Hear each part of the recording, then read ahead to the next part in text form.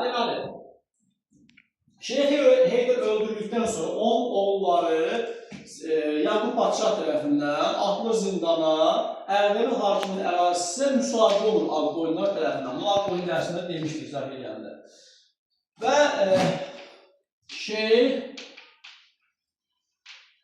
Sultan Əli 1488-1494. Bunlar zindandaydı əslində. Dedi, sonra verir. Deməli, bunlar zindandaydılar. Ağqoyun dərsinin sonlarını yanında salsaq, orada bir hökmdar vardı. Rüstəm Padşah. Rüstəm Padşah Baysunqa qarşı mübarizə apara bilməyi üçün yaxşı. Bunları zindandan çıxardır, bunların qüvvəsindən istifadə edir. Sonra da görür ki, Sultanın nüfuzu artır və 1494-cü ildə Şəməsi döyüşündə Ağqoyunlu dövləti və Səfəvi ordeni arasında döyüş başlayır. Ağqoyunlar qalib gəlirlər. Deməli, Rüstəm Mirzə əvvəldə Sultan ilə müttəfiq olmuşdu, onu zindandan çıxartmışdı, onun qüvvəsindən Baysunqa qarşı istifadə edilmişdilər. Sonra isə nüfuzun artmasından ehtiyat edərək onlarla döyüşür və Şəməsi döyüşündə onların məğlubiyyəti olurlar, Sultan Əli öldürülür.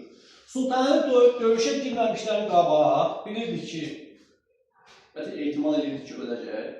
Ona görə deyir ki, əgər ölsəm, yəni təriqətin başçısı kim olsun? Qardaşım İsmail. İsmail də həmən vaxtı var idi, 7 yaş. Və Ağqoyunlular da həmən o İsmaili axtarırlar ki, məhv eləsinlər və bir dəfə bu Ərdəbil hakiminə son qoysunlar. Amma tapa bilmirlər. İsmaili gizlətmişdilər Gilanda, Lahicanda. Lahicanda və Gilanda gizlədilir. Kim? İsmail. Əslində 7 yaşdan artıq Şeyx İsmail idi. Şeyx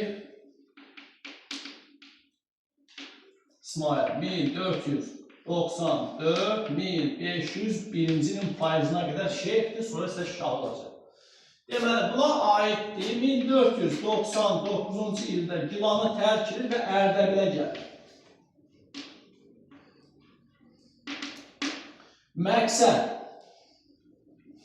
müridlərini bir araya toplamaq,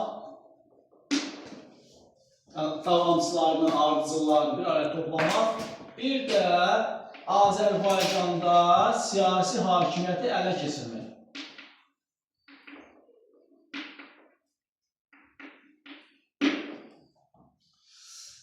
Daha sonra 1500-cü ildə Erzincan'da, indiki Türkiyə ərazisində, Erzincan'da müşavirə keçirirlər.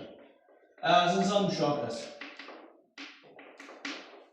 Bu Erzincan müşavirəsində belə otururlar, götür qoyurlar ki, Azərbaycanda Ağqoyun iki ilə bölünübdür, Ələvənd Mirzə və Murad Mirzənin başçılığı elədiyi Ağqoyun dövlətləri iki dənə. Bir də var Şirvanşahlar dövləti, orada hakimiyyətdə Fərrux Yasar idi. Deyirlər ki, kimdən mübarizə aparır? Birinci ilk zərbəni kimə vura? Baxırlar ki, bunların içərisində ən zəifi, hamısı zəifdir, amma daha nisbət baxımından ən zəifi kimi Şirvanşahlardır. Deyirlər, birinci Şirvanşah zərbə endirir. Şirvana zərbə endirilməsi qərara alınır. Və elə həmən ildə, 1500-cü ildə bunlar Şirvana yürüş edirlər. Və Şirvanşahlarla bunlar arasında 1500-cü Cabanı döyüşü baş verir.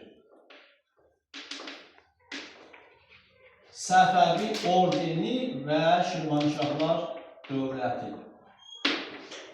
İsmail qalib gəlir. İsmail bu şeyx kimi ilk döyüşüdür. Qalib gəlir və hətta Şirvanşah hökmdarı Fərrux Yasar da öldürülür.